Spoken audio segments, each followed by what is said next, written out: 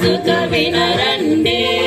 సుగుణ సుధాముని సువిశేషమును నిర్మల మనసుతో వినరండి. నిత్య నివాసుని నీతి వాక్కులు విడనాడక పాటించండి. నిత్య నివాసుని నీతి వాక్కు విడనాడక పాటించండి.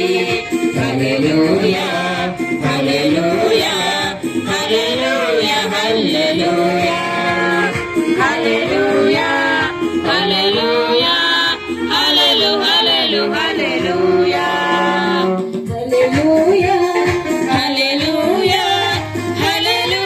హల్లెలూయా హల్లెలూయా హల్లెలూయా హల్లెలూయా హల్లెలు హల్లెలు హల్లెలూయా.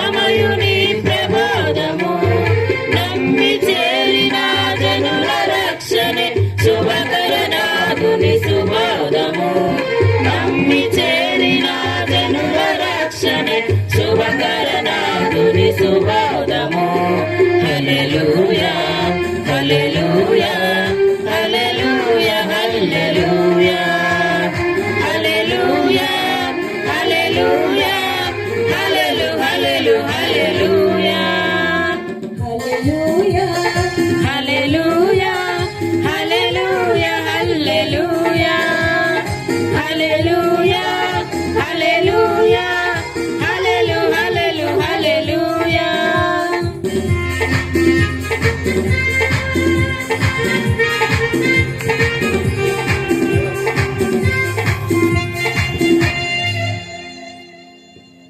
ప్రభువు మీతో ఉండునుగాక. మీ ఆత్మతోను ఉండునుగాక. పునీత లోక గారు రాసిన పవిత్ర సువిశేషములోని భాగము. మీకు మహిమ కలుగునుగాక.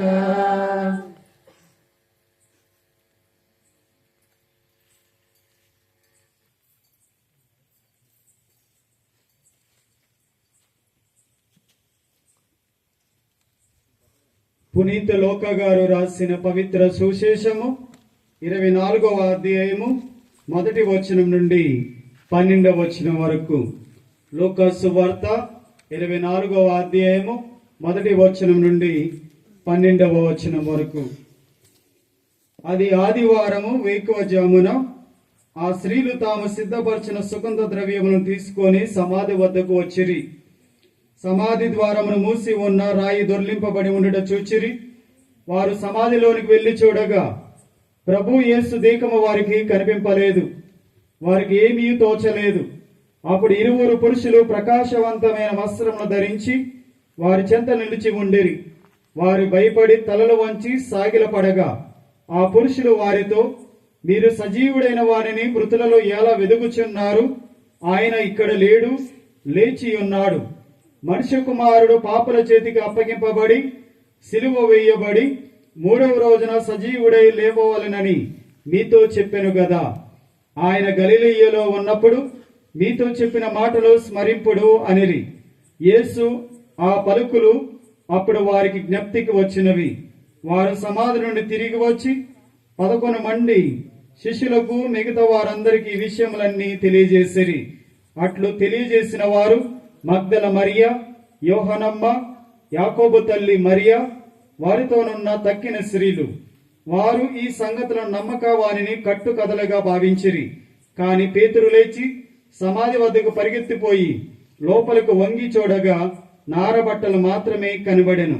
ఈ సంఘటనకు ఆశ్చర్యపడుచు అతడు తిరిగి వెళ్ళెను.